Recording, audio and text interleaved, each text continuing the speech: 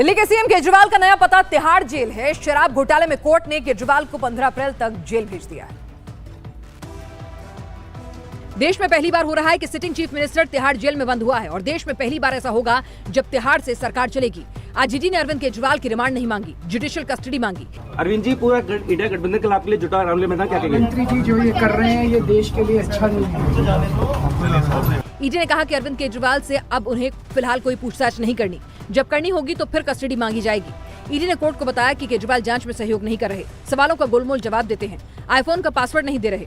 संवैधानिक और नैतिक प्रश्न खड़ा हो रहा है, क्योंकि वो हिरासत से सत्ता की सियासत करने वाले मुख्यमंत्री तो रह ही चुके थे, जुडिशियल कस्टडी के बाद भी कोई उत्तर नहीं दिया है। उधर जेल में केजरीवाल ने अपनी कुछ मांगे रखी हैं। केजरीवाल ने स्पेशल डाइट, धार्मिक किताबें, धार्मिक लॉकेट और मेडिसिन की डिमांड रखी है।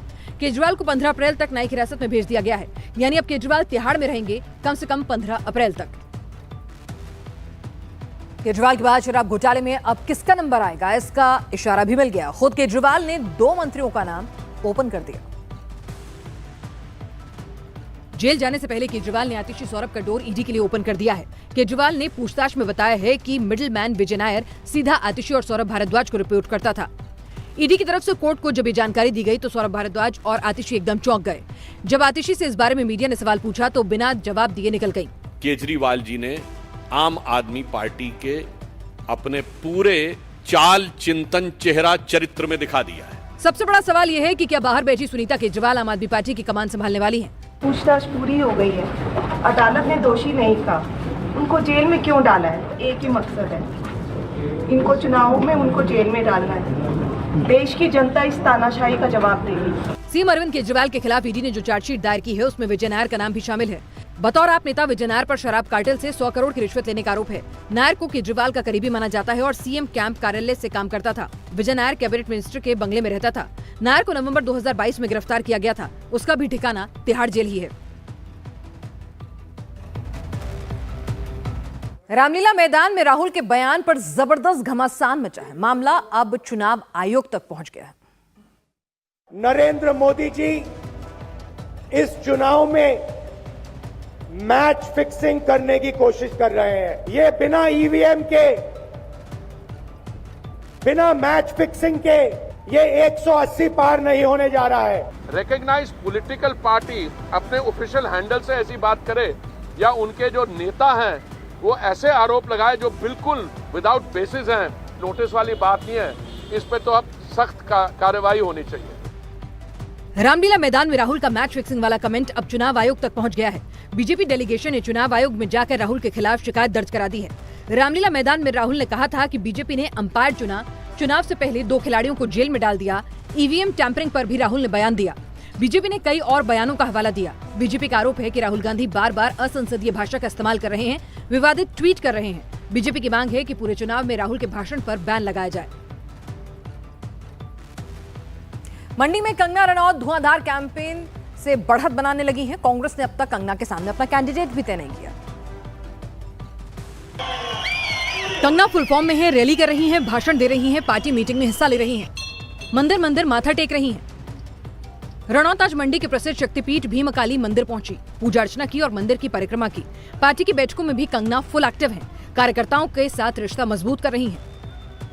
कंगना रनौत अपने होम ग्राउंड पर रिकॉर्ड जीत का दावा कर रही हैं। मोदी के टारगेट 400 पार में मंडी सीट जोड़ने के लिए मेहनत कर रही हैं। इस सीट पर मुकाबला कांटे का होगा। 1 जून को हिमाचल की 4 सीटों पर चुनाव होने हैं। मंडी सीट पर बीजेपी और कांग्रेस के बीच सीधी टक्कर होगी।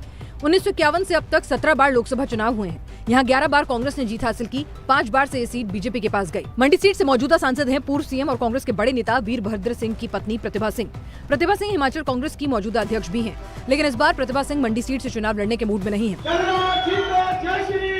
अब सबसे बड़ा सवाल यह है कि मंडी में कंगना को टक्कर कौन देगा, क्योंकि कांग्रेस ने अभी तक अपने उम्मीदवार का ऐलान नहीं किया है।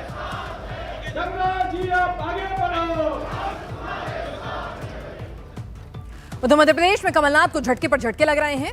मोहन ने कांग्रेस के आखिरी गढ़ की घेराबंदी कर दी है। एमपी में कांग्रेस और कमलनाथ के किले का एक और पिलर गिर गया। अमरवाड़ा के विधायक कमलेश शाह के बीजेपी ज्वाइन करने के बाद अब महापौर विक्रम आहाके ने भी पाला बदल लिया है। बेईमान, गद्दार आदिवासियों को इसी शब्द बोलना है तो शोभा नहीं देता है। इसी बात से आहत होकर के छिंदवाड़ा महापौर हमारे विक्रम भाई उन्होंने कहा कि मुझे ऐसी पार्टी नहीं देना जहाँ आदिवासियों का अपमान होता है। राहुल और प्रियंका गांधी ने छिंदवाड़ा महापौर विक्रम आहाके की तारीफ की थी, लेकिन अब विक्रम के साथ साथ सभापति प्रमोद शर्मा ने भी बीजेपी ज्वाइन कर ली है। खबरें ये हैं कि इन दोनों के पीछे पीछे बड़ी तादाद में कांग्रेसी बीजेपी में शामिल हो सकते हैं। कांग्रेस विधायक और महापौर के इस्तीफे के पीछे कांग्रेस में आदिवासियों के अपमान को वजह बताया जा रहा है। विक्रम आहाके के बीजेपी के अनंत ध्रुवे को हराकर छिंदवाड़ा मेयर चुनाव जीता था। पिछले इलेक्शन में मोदी लहर के बावजूद कमलनाथ ने ये सीट बचा ली, लेकिन जीत का मार्जिन खतरे के निशान पर पहुंच गया। 2019 में नकुलनाथ सिर्फ 37,536 वोटों से चुनाव जीते थे। कांग्रेस को 47.1% वोट मिले और बीजेपी को 44.1%। महाराष्ट्र में मोदी लहर का भरपूर असर दिख रहा है। नागपुर में नितिन गडकरी के रोड शो का माहौल कुछ यही कहानी कह रहा था।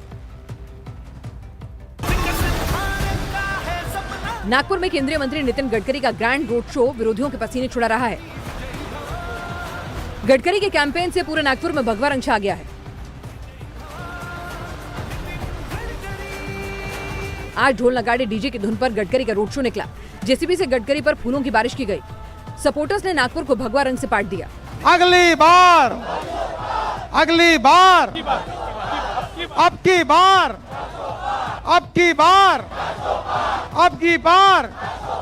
भाजपा ने तीसरी बार नागपुर से नितिन गडकरी को मैदान में उतारा है। गडकरी ने इस बार 5 लाख वोट से जीत का टारगेट सेट किया है। इससे पहले गडकरी 2014 और 19 में नागपुर से संसदीय चुनाव जीत चुके हैं। 2019 में गडकरी 2,16,000 से ज्यादा वोटों से चुनाव जीते थे। गडकरी के नागपुर से सांसद बनने से पहले ये सीट कांग्रेस का गढ़ मानी जाती थी।